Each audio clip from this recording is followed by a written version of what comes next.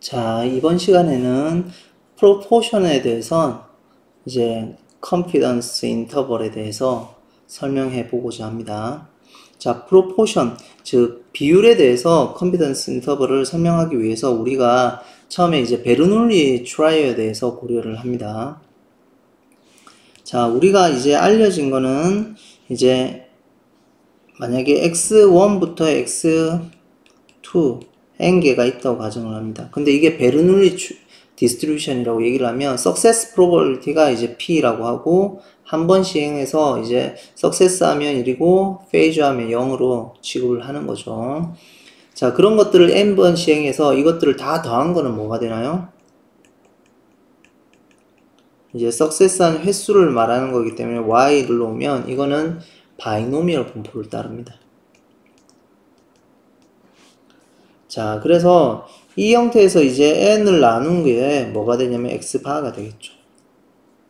그러면 xi 입장에서 보면은 평균은 p이고 분산은 pq죠, 우리가. 자, 그렇게 되면 이제 우리가 이제 센트럴 리미트 세어럼을 활용하기 위해서 x바 마이너스 평균이니까 p가 오겠죠. 그 다음에 여기는 분산에 n을 나눈 것에 루트가 오니까 루트 분산은 pq에다가 n 이렇게 오겠죠. 그래서 요 형태인데 x바는 뭐로 바뀌냐면 n분의 y하고 같으니까 요 형태가 우리가 쓰는 이제 센트럴 리미트 시어럼의 형태입니다. 즉 x바 마이너스 뮤의 시그마의 루트 n 형태죠. 자, 이것을 양변의 분모 분자에 n을 곱하니까 이제 요 형태로 바뀝니다.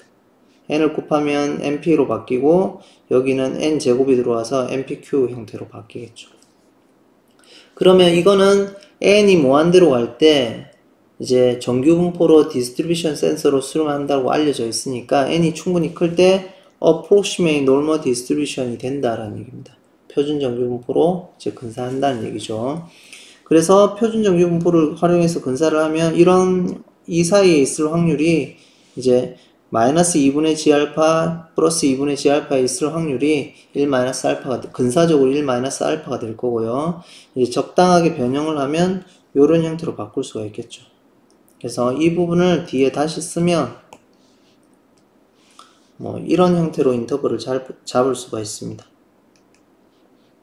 마이너스 2분의 g알파에 루트 n분의 p 1 마이너스 p n분의 y에 플러스 g의 2분의 알파에 n분의 p의 1 마이너스 p 이런 식으로.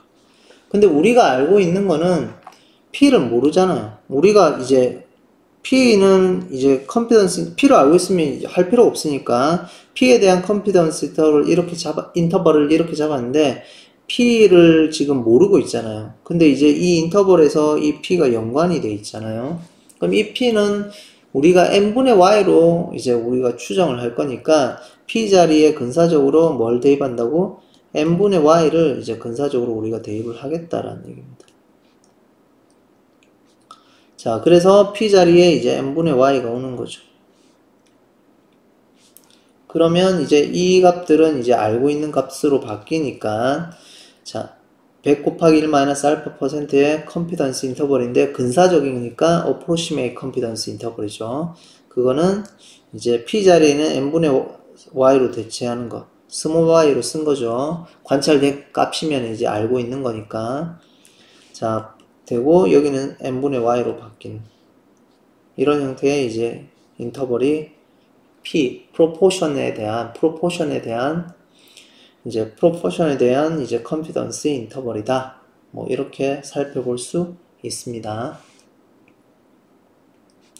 자, 그 다음에 이제 두 집단의 형태가 있을 때 두 개 차에 대한 각각의 프로포션이 있겠죠. 프로포션이 있는데 두 집단 이 프로포션의 두 개 차에 대한 컨피던스 인터벌을 보고 싶다는 겁니다. 그럼 똑같겠죠. 앞에 우리가 x하고 y 썼듯이. 근데 이건 결국은 이제 y 입장에서 보면 바이노미얼 분포니까 y1, y2 쓰면서 바이노미얼 분포로 우리가 살펴보겠다는 겁니다. 그래서 y1은 바이노미얼 분포인데 n1 한 번 시행하고 여기 컴마가 있어야 되네요. n1번 시행해서 success probability가 P1인 거고요. Y2는 N2번 시행해서 P2가 이제 success probability가 되는 겁니다. 그러면 이제 각각 서로 집단이 서로 독립이어야 되니까 independent 하다고 가정을 했습니다. 자, 그래서 Y1과 Y2는 독립인 바이노미얼 분포를 따른다라는 얘기고, Y1은 이제 시행 횟수가 N1이고, Y2는 N2가 된다라는 얘기입니다.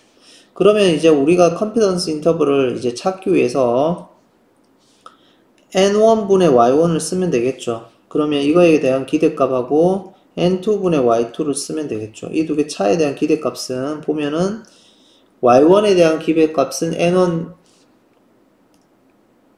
N1 P1이고 Y2에 대한 기대값은 N2 P2니까 P1 P2가 되겠죠. 그 다음에 베리언스는 독립이니까 각각 베리언스하고 같겠죠. 각각 베리언스에 더하면 될 거고 개수가 있으니까 이런 식으로 되겠네요.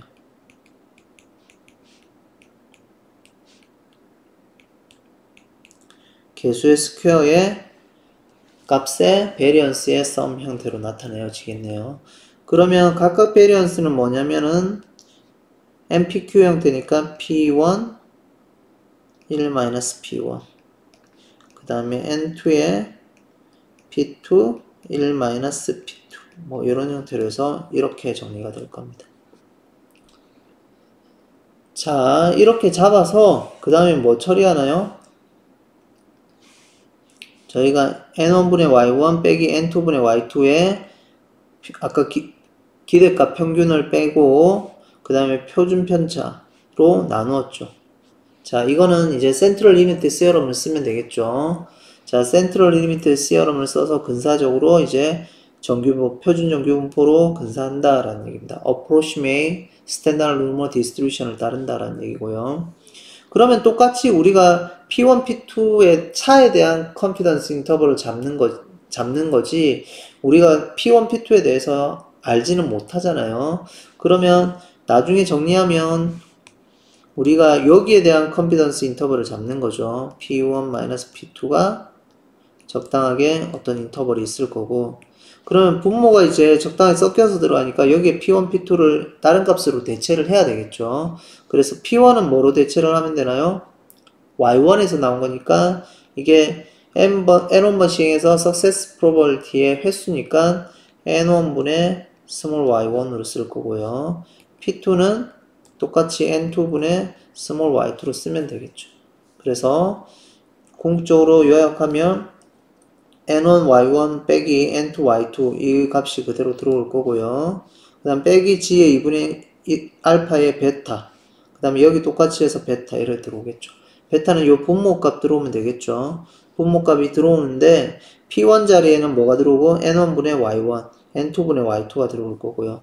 P2 자리에는 N2분의 Y2, N2분의 Y2 이게 들어올 겁니다.